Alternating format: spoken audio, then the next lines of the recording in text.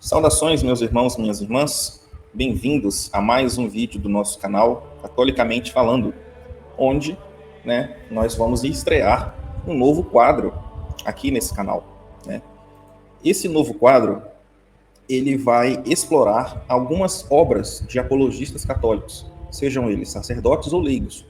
E nesse quadro eu vou montar playlists para que você possa acompanhar futuramente, né? Onde nós vamos, de certa forma, destrinchar essas obras. Vamos pegar um determinado livro, né, que eu estou lendo no momento, vamos ver capítulo a capítulo, uma forma bem sucinta do que aquele capítulo aborda, né, qual o ponto principal e qual o assunto ele quer tratar, né? Lembrando que a maioria dos livros de apologética não trata de um único tema específico, ele vai abordar vários temas, né, no mesmo livro. Então, para a gente começar o nosso quadro, eu vou começar com o livro que eu estou lendo atualmente, que é esse aqui, ó. Ataques Protestantes às Verdades Católicas, do Padre Júlio Maria de Lombaerdi. Inclusive, ele mora bem pertinho daqui. Morava, né? Já faleceu. Mas vamos lá. Para me auxiliar nesse papo e falar um pouco também sobre esse livro, eu trouxe aqui o meu amigo Bruno, né? Deixa eu trazer aqui. E aí, Bruno, beleza, meu querido? Boa noite, salve Maria, salve São José, João, pessoal. Espero que todo mundo esteja bem. Vamos lá. Vamos lá. Então, a gente vai falar um pouco sobre esse livro, né? Uhum. Então, se você, né, tem interesse em conhecer um pouco mais sobre essa obra do Padre Júlio Maria de Lombaerdi e tem um interesse de se aprofundar um pouco mais na apologética católica, vem comigo, vamos começar essa aventura nesses livros, né, de pessoas tão importantes para a defesa da nossa fé, de hoje, de ontem e, quem sabe, futuramente, de novos apologistas que vão surgir. Nós vamos também aqui, se eles fizerem alguma obra escrita, vamos analisar. Então, vamos lá? Isso aí, vamos lá. Esse livro, né, ele vai começar, né, a primeira página dele, ele vai ter a aprovação, né? O que é a aprovação? Toda vez que um sacerdote, né, que um padre, um bispo ou alguém da igreja escreve uma obra com intuito apologeta ou para falar a respeito da doutrina, essa obra precisa ter uma aprovação do seu superior hierárquico. Nesse caso, o Padre Júlio, né, que era da Diocese de Caratinga, Minas Gerais, ele escreveu esse livro e o enviou para o bispo, que é o bispo Carloto da Silva Távora. Ele enviou esse livro e o bispo fez a leitura desse livro para poder ver se tinha alguma coisa ali que precisava ser alterada ou se o livro estava condizente de fato com a doutrina católica. Então, na primeira parte do livro, depois do índice, né, a gente vai ter a aprovação do bispo, onde ele vai dizer que o livro, de fato, ele está condizente com a doutrina católica, ele exalta o entusiasmo do Padre Júlio em fazer uma defesa direta e forte dos dogmas da igreja frente a acusações que vêm dos nossos queridos irmãos protestantes, né? Isso aí. Bruno, você quer falar um pouco sobre a aprovação? Sim, é interessante. Inclusive, até é uma garantia, né, que a igreja dá. Algumas pessoas podem não ver essa aprovação como aprovação. Às vezes ela é colocada na obra com a palavra imprimatur, do latim, né? É o que garante para você que a igreja revisou, aprovou e você pode confiar. Então, pessoal, atenção, se vocês pegarem algum livro, alguma coisa que não tiver esse imprimatur, cuidado. Antes de você ler, antes de você tomar aquilo como algo benéfico para a fé, tome cuidado. Quando você for ler alguma coisa, quando você for ler alguma obra, for estudar, buscar alguma fonte, verifique se tem essa aprovação ou imprimatur. Exato, né? Porque como a nossa igreja ela tem uma hierarquia definida, né? O bispo ele é a pessoa que tem a responsabilidade de validar aquilo que está sendo escrito, né? Seja pelo sacerdote ou até mesmo, Bruno, se eu estiver errado você pode me corrigir, até mesmo um leigo que se aventure a escrever uma obra referente, né, ao catolicismo, à doutrina, ou que vai ensinar alguma coisa. Se eu não me engano, a gente tem exemplos dos livros do professor Felipe Aquino, Isso. né, que é um ótimo professor que ensina bastante a respeito do catolicismo no Brasil. Que vários dos livros deles, pelo que eu me recordo, tem de fato o imprimatur do bispo. Né? Agora eu só não vou me lembrar aqui qual o bispo de qual diocese, né, do senhor professor Felipe Aquino. Né? Geralmente é de Cachoeira Paulista mesmo, principalmente desde que ele começou a fazer parte da Canção Nova, geralmente é o bispo de lá. Ah, legal. Então, depois, né, da aprovação do bispo, a gente vai ter a introdução, né, que o próprio Padre Júlio Maria, escreve, né, para a sua obra. Né? E ele já começa, na introdução, sendo taxativo. A Nossa, verdade é uma só, porque Deus é um só. E o próprio Deus disse, eu sou o caminho, a verdade e a vida. Né? Ele vai começar citando Deuteronômio 6,4, onde diz, Dominus unus est, Deus é um só. Né? E aí ele vai dizer que mentiras e erros a gente tem aos montes, porque de fato, mentir e errar é mais fácil do que dizer a verdade e fazer o certo. Né? E ele também vai citar também 1 João 5,19, mundos todos em maligno positus est, ou seja, o mundo jaz no maligno. Então é muito mais fácil nós encontrarmos por aí mentiras, distorções, inverdades, do que seguir e encontrar de fato a verdade. Né? Então aí ele vai começar no primeiro parágrafo falando a respeito disso, né? E depois ele vai no segundo parágrafo reforçar esse ponto, dizer que Jesus é a verdade, é o caminho. Então não existe, não é possível haver duas afirmações distintas, né? Duas ideias, dois pensamentos distintos e que ambos sejam certos. Né? Se esse pensamento, se essa ideia, se essa interpretação, se essa visão, ela não segue a visão unitária, ou seja, se ela não é única, se ela não é absoluta, então ela é uma mentira. Né? Isso. E é interessante até mesmo a gente aprofundar um pouco nisso, que ele cita, né, no segundo parágrafo, outras pessoas que indicaram outros caminhos, ele exemplifica, né, Maomé, Lutero, Allan Kardec, putz, mas em nenhum lugar, em nenhum outro lugar, em nenhum outro tempo, houve alguém que se apresenta como tal. Jesus Cristo é a única pessoa na história que, nesse quesito, ele chega e fala, eu sou o caminho. Ele é o caminho, a verdade e a vida. Então não existe outro caminho, não existe outra verdade, não existe outra vida senão essa, né? Uhum. E aí ele vai dizer também, né, que como o próprio apóstolo, né, já teria previsto, os próprios apóstolos já teriam previsto que chegaria esse tempo, né? Uhum. O tempo onde se multiplicariam, né, a pessoas que se autoproclamariam mestres, pessoas que se denominariam detentores da sabedoria, do conhecimento, muitas vezes conhecimento esse oculto, né? Uhum. E ele vai citar aqui, 2 Timóteo 4, versículo de 3 ao 4, né? E onde as pessoas se sentiriam atraídas pela novidade, por aquilo que é novo, né? E que o novo tem mais chances de estar certo do que o velho, e assim sucessivamente.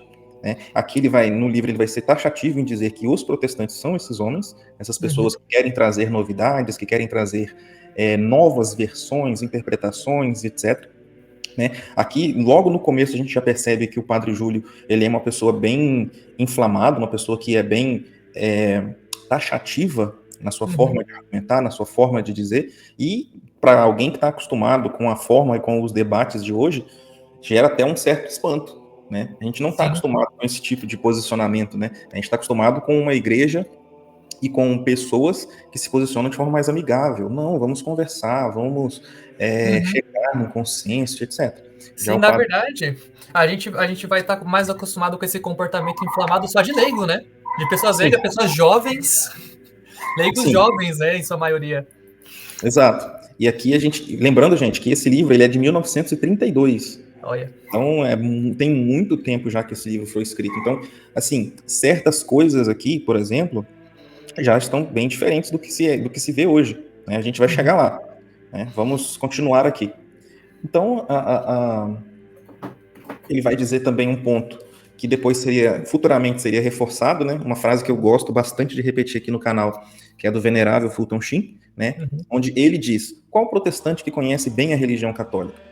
Ponhamos fora uma dúzia de apóstatas, por vício, por pirraça ou por amor a uma das costelas de Adão, e só encontraremos homens que de fato não conhecem a Igreja Católica. Então, muitos anos depois, o venerável Fulton Sheen vai dizer a mesma coisa. Não existem nesse mundo, primeiro ele vai dizer, ele especificamente vai dizer nos Estados Unidos, mas a gente pode sim, de fato, extrapolar essa frase dele para o mundo todo, que não existem no mundo todo 100 pessoas que odeiam a Igreja Católica, mas existem bilhões de pessoas que odeiam um espantalho, uma falsa imagem da Igreja, que foi imputada em suas mentes, né? Sim. E a gente pode até fazer um paralelo, né? Trazer isso, né, de uma forma lúdica, né? É como se os protestantes fossem aquelas velhas fofoqueiras que, para convencer a filha de não namorar o menininho, cria um monstro do menininho e a filha não tem nem coragem de falar com ele porque ela acredita veementemente no que a mãe dela falou, sendo que a mãe dela só inventou um monte de mentira, um monte de baboseira, para desencorajar a filha. Exato, e por isso que esse canal existe. Esse canal ele existe para a gente poder trazer para você que está assistindo, que às vezes está sendo amedrontado, né, por algum protestante, porque eles de fato são bem, eles gostam, né, de procurar, de tentar te libertar de uma determinada prisão. Então eles vão na sua casa, eles vão te visitar, eles vão te pegar ali, te mostrar um versículo, te mostrar 200 versículos diferentes. Então, o intuito desse canal aqui é te instruir, te ensinar. Olha, não é bem assim, né? Uhum. Se ele entende tanto de Bíblia e adora citar um versículo, pede ele para citar um versículo anterior e um versículo posterior àquela citação que ele acabou de fazer. Então ele não vai saber te falar. Ele não vai saber te falar, porque ele aprendeu dessa forma. Então, assim, não estou falando ele está errado. Não, de fato, ele está errado, sim. Mas ele aprendeu dessa forma. Não é culpa dele.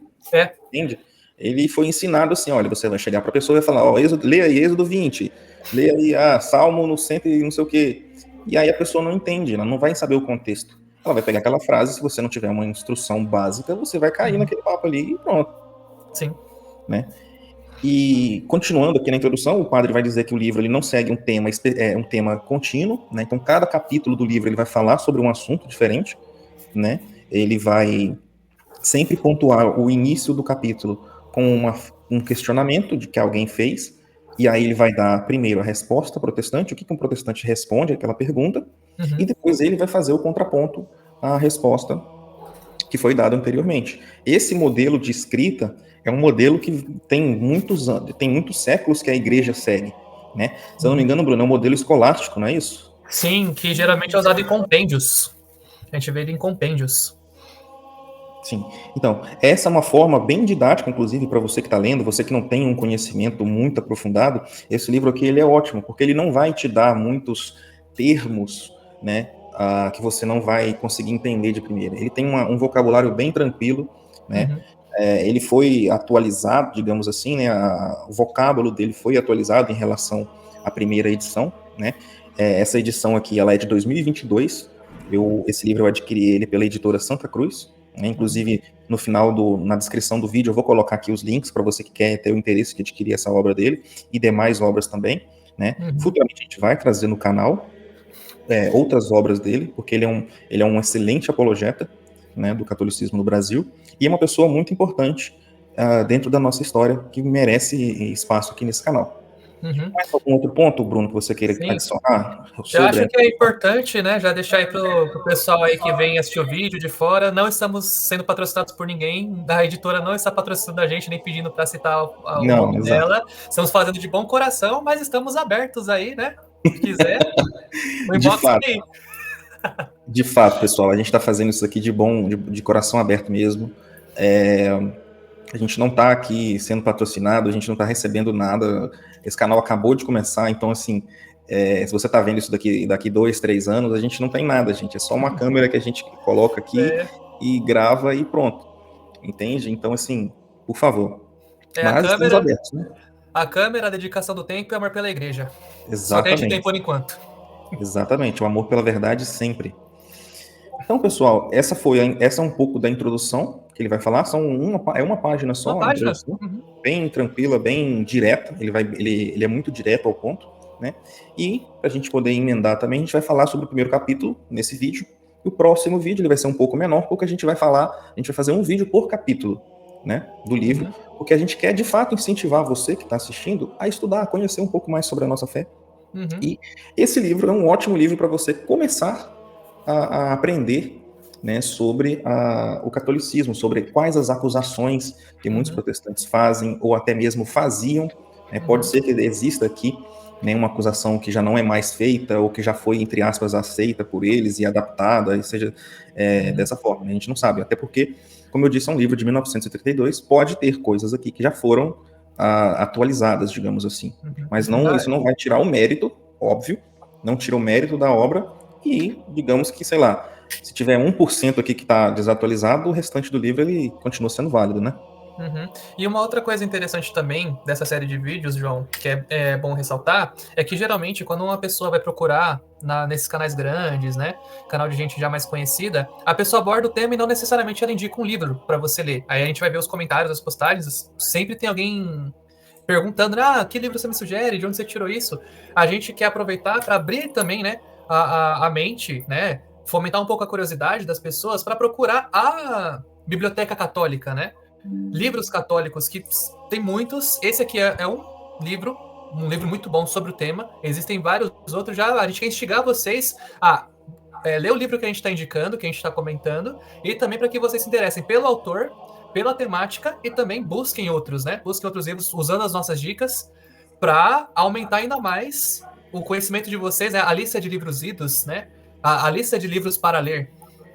Exato. Por isso que a gente não vai se aprofundar muito no tema, né? Porque a gente quer que você leia, a gente quer que você se aprofunde por si mesmo, né? Isso. Então, assim, infelizmente hoje na nossa igreja a gente tem uma deficiência muito grande de catequese. Então, muitas das vezes as coisas que a gente vai dizer aqui, você como um católico já deveria saber, né? Pela catequese que você faz. Então, assim, não estamos falando que é uma coisa, um defeito da igreja, não. Mas é um defeito das pessoas que estão na igreja. É uma tempo, né? É uma realidade. A gente não pode aqui ser utópico, nem fingir que somos perfeitos, imaculados. Não, a igreja mas as pessoas que estão dentro dela não, muito pelo contrário. Exatamente. Então, assim, vamos abordar de forma bem superficial, não vamos nos aprofundar muito, porque nós queremos que você leia, mas nós vamos sim, de fato, abordar o tema. Então vamos para o tema de uma vez, né? Bora. O primeiro capítulo desse livro, tô com ele na mão aqui, gente. O primeiro capítulo desse livro, ele vai falar sobre um dos sacramentos da igreja, né? A igreja católica, para você que já é membro, não é só o sacramento da comunhão, né? Não é só você ir lá na missa domingo, participar, comungar e pronto. Não, a igreja tem uma série de sacramentos, né? Confissão, batismo, crisma e assim sucessivamente. São vários sacramentos que tem dentro da igreja. E um deles é o sacramento da extrema unção. E, né, por mais que você possa ouvir que a igreja não tem base bíblica, não se baseia na Bíblia, o sacramento da extrema unção, ele está literalmente transliterado completamente na Bíblia. Né? Nós vamos ver aqui no primeiro capítulo, onde o padre ele vai colocar uma questão, né? Um protestante fez uma pergunta para outros protestantes, né? Onde ele vai questionar, né? Como nós entendemos o capítulo 5 do livro de Tiago, versículo 14 e 15, em relação, ou seja, em conexão com o livro de Romanos, capítulo 14, versículo 12. Aí eu vou ler para vocês o que diz os trechos, né? Em Tiago 5, 14 e 15, vai dizer assim: há algum doente entre vós? Chame os sacerdotes da igreja, os quais orarão por ele e o ungirão com óleo em nome do Senhor. E a oração cheia de fé salvará o doente, e o Senhor aliviará, e se tiver cometido pecado, ser-lhe-ão perdoados. Já a segunda citação que essa pessoa perguntou deixa eu ver aqui, para o Jornal Batista da época, né? Essa pessoa citou Romanos 14, versículo 12, que diz: portanto, cada um de nós, de si, dará conta a Deus. Aí, o Jornal Batista, da época, ele respondeu para essa pessoa o seguinte. Basicamente, ele respondeu que não existe conexão entre esses dois versículos, são dois versículos totalmente distintos, e ele vai dizer, esse jornal ele vai fazer um ataque à Igreja Católica, dizendo que os católicos dizem que os sacerdotes têm o poder de perdoar pecados e curar pessoas, né? Sendo que, naquela época, a Bíblia usada pelos protestantes era a Bíblia João Ferreira de Almeida, onde, nesse trecho de Tiago, a palavra sacerdotes, que eu acabei de ler para vocês, ela foi traduzida de outra forma. Eles trocaram o nome sacerdotes por anciãos, né? Então, na Bíblia antiga dos protestantes, a João Ferreira de Almeida, da época, né, 1932, a gente está falando, ela vai dizer: há algum doente entre vós, chame os anciãos da igreja, né? E aí o padre ele vai dizer: mas o que seriam esses anciãos? São pessoas velhas? Então quer dizer que qualquer velho da igreja pode ir lá, passar um óleo na pessoa e pronto, né? Ou seja, não existe um sacramento aqui. Aqui é simplesmente um costume que quando tiver alguém doente, você vai chamar um velho da sua igreja, é aquele senhorzinho aí de cabelo branco, para ir lá, passar um óleo na testa da pessoa e orar por ela e pronto, né? E aí ele vai começar a argumentar que, de fato, naquela época, essa tradução ela foi feita de forma errada, né? E aí ele vai deixar o questionamento se foi uma tradução, um erro, se foi de fato um erro, ou se foi de fato uma tradução por meios desonestos, com o intuito de ocultar o significado, a importância do sacerdócio, ou ocultar de fato o sacerdócio, né? E relativizar o sacerdócio, transformando qualquer ancião em alguém que pode ir lá e orar pelos enfermos, né? O que você acha, Bruno? Cara, aí a gente vê que a pessoa que fez isso quando estava, né, preparando essa Bíblia, ela já estava assim, com a desonestidade voando pela garganta já. Por quê? Cara, é premeditado, isso não é acidental. É feito já com o intuito de causar a confusão daquela pessoa que vai ler. Já é feita nesse sentido, por quê? Se você, primeiro, se preocupa com a verdade, se você se preocupa com o que Cristo queria, você vai tentar deixar o negócio mais fiel possível ao que foi dito, né? É por isso, é um dos motivos de se usar o latim como língua da igreja, porque é uma língua pura, é uma língua cuja adaptação ela era a mais fiel possível, né? Ao que era falado no hebraico, no aramaico, é o que mais se aproximava, né? Era praticamente, não tinha muita diferença dos idiomas no quesito de linguagem. Então, quando você vai traduzir para uma outra língua, onde uma palavra pode ter outros vários significados, você tem que estar muito, muito, muito preocupado com, não, o que exatamente eles estão dizendo aqui? Eu quero que o que eles estejam dizendo aqui seja refletido aqui nesse idioma. Não ouve aí. Já Sim, começa por aí. Já começa por aí. Vamos traduzir a Bíblia de um jeito que vai se distanciar o máximo possível da Igreja Católica. Esse é o nosso objetivo. exato. É basicamente isso que essa tradução quer dizer. Não vamos ensinar para você o evangelho, vamos ensinar para você a se opor à Igreja Católica. Eu vou pegar aqui essa passagem aqui, vou traduzir desse jeito que justamente não tem nada a ver com o que a Igreja Católica está fazendo. E quando a pessoa lê a minha Bíblia, ela vai falar: olha só, a Igreja Católica faz errado. Ou, como o caso aqui, nossa, pera, não tô entendendo. Pastor, me ajuda. Tá confuso isso aqui. Exato. E aí, para evidenciar que houve de fato uma má tradução nesse trecho, o Padre Júlio ele vai pegar outros trechos da Bíblia, né? Primeiro ele vai dizer que a palavra na qual foi traduzida do latim é a palavra presbíter, né, com Y, e que o significado literal dela é sacerdote ou padre, mas foi inconvenientemente traduzido para ancião naquela época. Hoje, as Bíblias protestantes atuais, elas mudaram esse termo de ancião, que de fato deve ter pegado mal, e colocaram presbítero. Hoje, na sua Bíblia, se você for protestante pegar esse trecho, ele vai estar aí, presbítero. Tanto na nova tradução, na Almeida Corrigida e Fiel, na NTLH, na nova tradução da linguagem de hoje, também vai estar a palavra presbítero. Só que a tradução correta, gente, é sacerdote. Qual o problema de você colocar presbítero? Presbítero da sua igreja, ele não tem a mesma autoridade que o pastor. O presbítero na sua igreja, ele é nada mais do que um assistente do pastor. Ele é alguém que não tem, de fato, o cargo sacerdotal da igreja, ele não é o responsável pelo pastoreio da sua igreja. Então, ou seja, qualquer um pode ser presbítero. Nem todo mundo pode ser pastor, mas qualquer um pode ser presbítero. Então, você manteve, né, mesmo mudando a palavra, você manteve a relativização do sacerdócio. Você manteve a relativização da função na qual foi atribuído para ser feito essa ação, esse sacramento. Né? Então, assim, você dizer que hoje é presbítero também é um cargo da igreja, mas não é o cargo principal, que é o pastor. Né? E aqui, São Tiago, ele quis ser específico, é o sacerdote. Né? Ele é o sacerdote que deve fazer isso. Então, é alguém que, de fato, teve suas mãos inicialmente ungidas para que elas pudessem ungir outras pessoas. O presbítero não tem as mãos ungidas. Eu sei que na sua igreja também, o pastor, ele é ungido, ele tem as mãos ungidas também. Então, assim, era essa pessoa que deveria ser a responsável por fazer esse tipo de coisa. Mas eu tenho certeza que na sua igreja não faz isso. Né? E aí o padre ele vai citar outros versículos que ressaltam a importância e a diferença entre um ancião e um pastor. Ele vai citar, por exemplo, Mateus 16, versículo 21, onde que diz: Cristo havia de sofrer muito dos anciãos, dos escribas e dos príncipes dos sacerdotes.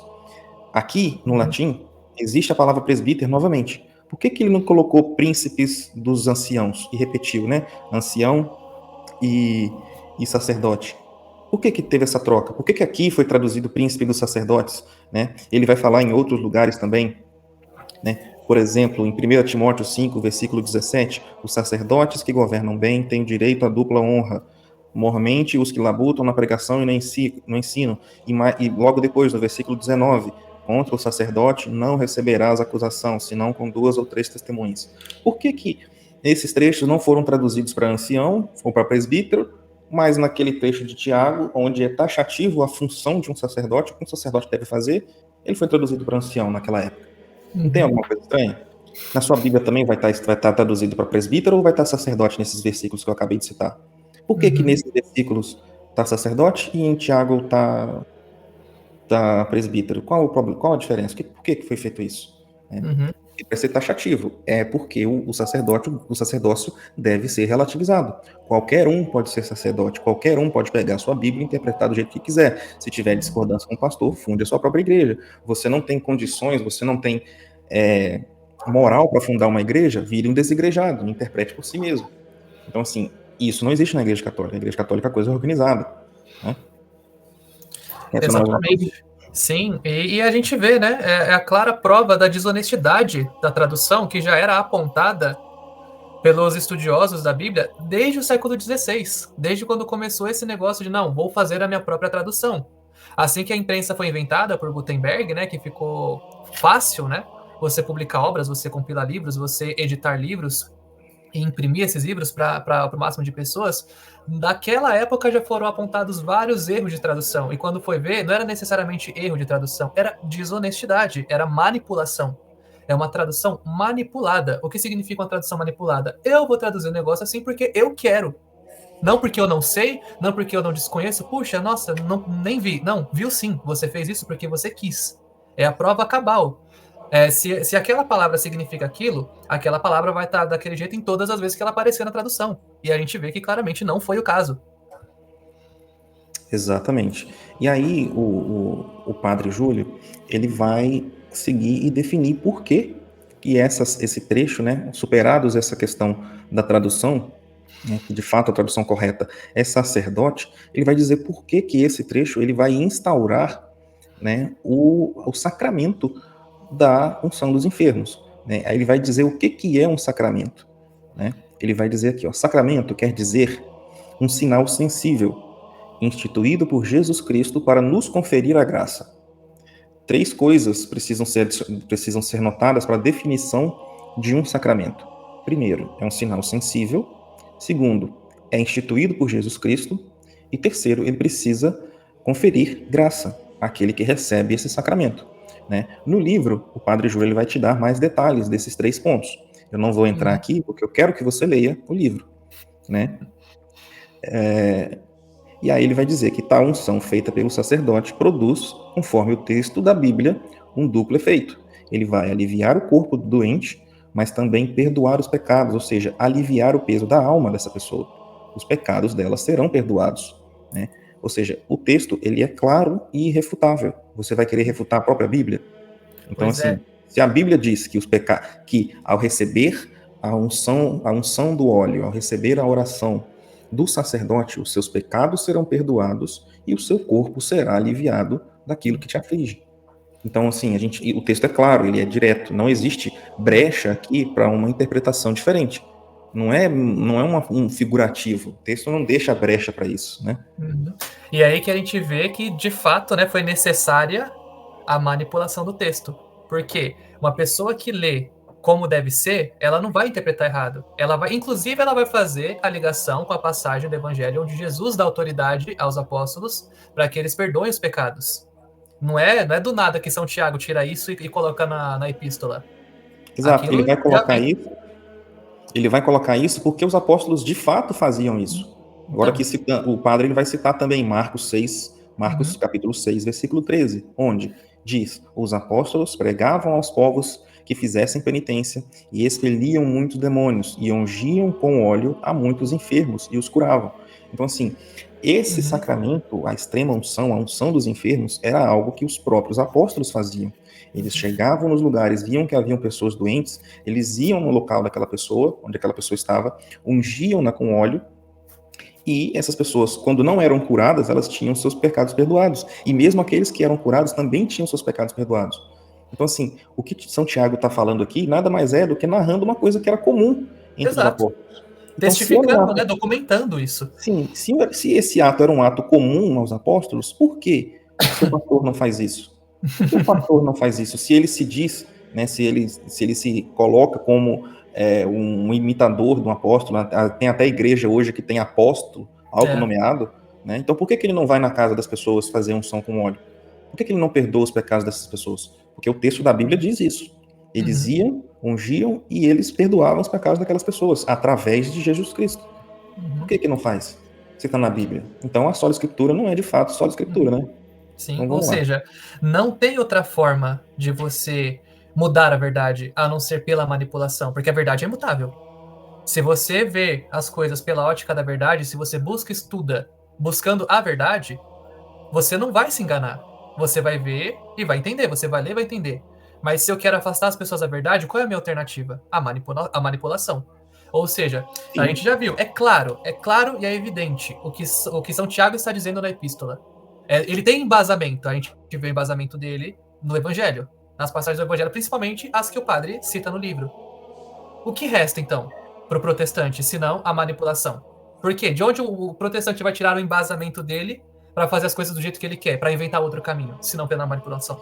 Vale lembrar também que nessa época que os apóstolos faziam essas coisas, né, que um protestante pode argumentar, mas os apóstolos já eram anciãos. Mas você tem que lembrar que São João não era ainda um Não ancião. era. E ele também fazia. Então existe uma clara distinção entre um ancião e um sacerdote. Não necessariamente um sacerdote precisa ser um ancião e não necessariamente um ancião é um sacerdote. Então, de fato, deve existir pessoas com atribuições específicas para executar tais ações, tais sacramentos. Somente sacerdotes podem executar esse tipo de sacramento, né? E no próprio livro, o Padre Júlio vai dizer isso, né? Ele vai dizer, nesta passagem, vê-se claramente que os apóstolos, que eram sacerdotes e não simplesmente anciãos, lembrando que São João não era ancião ainda nessa época, Estava pregavam o longe de evangelho. ser. Pois é, São João ainda era jovem, pregavam o evangelho e administravam o sacramento da extrema-unção, como em outros lugares administravam o sacramento da confirmação, pela imposição das mãos. E aí ele vai citar Atos 19, 5, 6, capítulo 8, versículo 14 e 17. A extrema-unção administrada pelos apóstolos produziu os efeitos assinalados por São Tiago. Então, ele vai concluir o capítulo dizendo, né, a conclusão se impõe com rigor do raciocínio. Tanto nós, católicos, como os protestantes, acreditam que São Tiago, a carta de São Tiago, ela é inspirada. Então, se na carta de São Tiago diz, é de fato um sacramento, né? Aí ele vai dizer aqui, poderiam imaginar que o apóstolo tenha falado de um rito pelo qual o homem é salvo, aliviado e seus pecados perdoados, se não o considerasse uma instituição divina estabelecida e autorizada por Jesus Cristo? Como São Tiago poderia escrever uma coisa dessas se ele não acreditasse que aquilo de fato deveria ser feito, né, pelas pessoas? Então, Acho está que Hã? não apenas a gente pode ir além, não apenas inspirada e autorizada, mas imposta por Jesus. Sim. Ele manda os apóstolos fazerem isso. E o que prova isso? O que prova que é obrigatório os apóstolos fazerem, mas é obrigatório nós também, que estamos enfermos, buscarmos isso? O texto que foi falado logo no início, Romanos 14, 12. Cada um de nós de si dará conta a Deus. Então eu, que não sou um sacerdote, tenho obrigação de buscar um sacerdote para aquele que está doente. Se não sou eu, mas aquele que é próximo a mim. Então é também minha obrigação, segundo Romanos 14, versículo 12, que eu preciso dar conta de mim para com Deus. E se eu estou doente, eu preciso buscar um sacerdote para que ele venha exercer em mim esse mandamento divino, que foi dito por São Tiago. Então aí está a relação entre esses dois textos, que os protestantes inicialmente disseram que não havia nenhum tipo de relação, mas que agora, à luz da doutrina e da verdade, é mostrado a relação entre esses dois versículos. Então, nós temos um sacramento, uma obrigação que o sacerdote deve cumprir, por ser o mandamento do próprio Cristo, e também temos um mandamento do próprio Cristo dizendo que todos devem dar conta de si a Deus. Então, se eu estou doente e existe um sacramento na qual vai me ungir e perdoar os meus pecados para aliviar a minha doença, eu tenho a obrigação de buscá-lo. E aonde eu encontro esse sacramento? Somente na Igreja Católica. Sim. E a gente usa isso, né, indo um pouquinho mais além, como exemplo para todos os outros. todos os outros sacramentos que Jesus instituiu e deu a obrigação dos apóstolos para dispensar para a gente, buscar da mesma forma a via de salvação, tanto a que vem como a que vai. A que Jesus usar para os apóstolos nos entregarem e a gente ir até eles buscar. No caso, eles instituíram os outros bispos, né? Eles sagraram os outros bispos, que por sua vez ordenaram os sacerdotes, e cá estamos nós hoje. Exato, ou seja, se eu tenho, né, a obrigação, se o sacerdote tem, conforme Tiago, capítulo 5, versículo 14 e 15, de ungir os enfermos, em Romanos capítulo 12, eu, como leigo, tenho essa obrigação, porque se eu me negligenciar de receber esse sacramento, eu estou negligenciando as ferramentas que o próprio Cristo nos deixou para a salvação da minha própria alma. Exato. Então, se eu nego um sacramento, se eu nego o cumprimento de um sacramento, eu estou negando a minha própria salvação. Então, é por isso que é tão perigoso a gente seguir esse raciocínio protestante de que isso não é um sacramento, de que isso é apenas um costume, etc. Uhum. Por fim das contas, meu irmão, você está negando a salvação da sua própria alma, porque foi o próprio Cristo, através de São Tiago, que deixou esse mandamento, que deixou essa obrigação do sacerdote de ir até você e de buscar um sacerdote para vir aliviar o seu corpo e, principalmente, aliviar a sua alma dos pecados que a afligem. Uhum. Então, assim, é indispensável para você que se encontra doente, busque um sacerdote. Sim. Cumpra o mandamento, cumpra as formas que Deus nos deu de sermos salvos. Sim. Né? A porta é estreita, mas você não precisa estreitá-la ainda mais. Uhum. Né? Você tem meios de conseguir a salvação. Cristo é tão bom que ele nos deu vários meios de conseguir a salvação. E esses meios de conseguir a salvação são o que nós chamamos de sacramentos. E outra, né, ô João?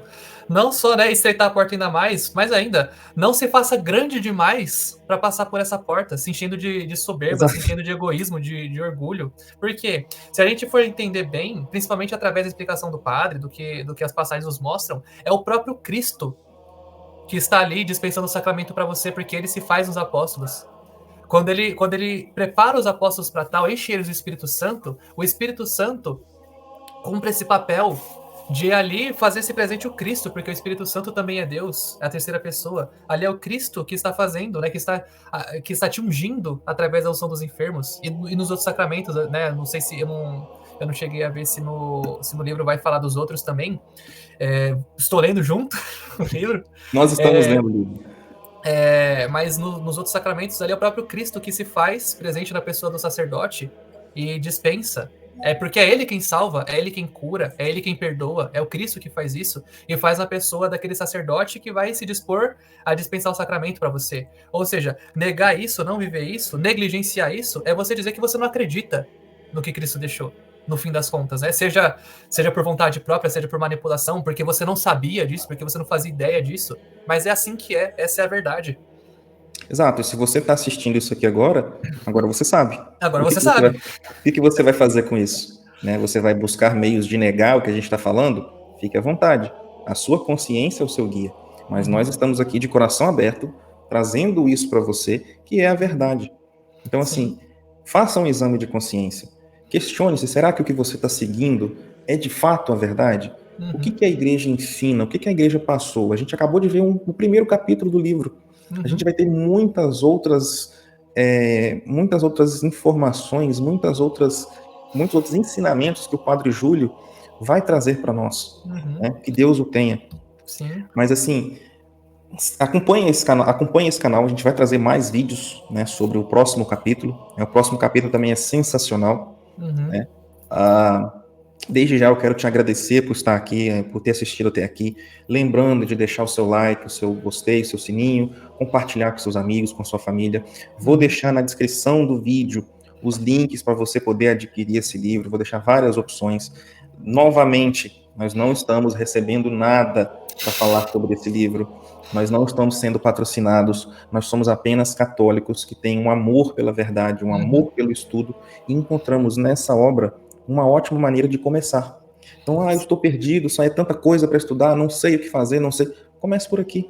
Vou te deixar o link na descrição para você poder comprar. Eu acredito que não é um valor muito alto, comparado a outros livros de assuntos tão distintos e diversos que a gente tem por aí.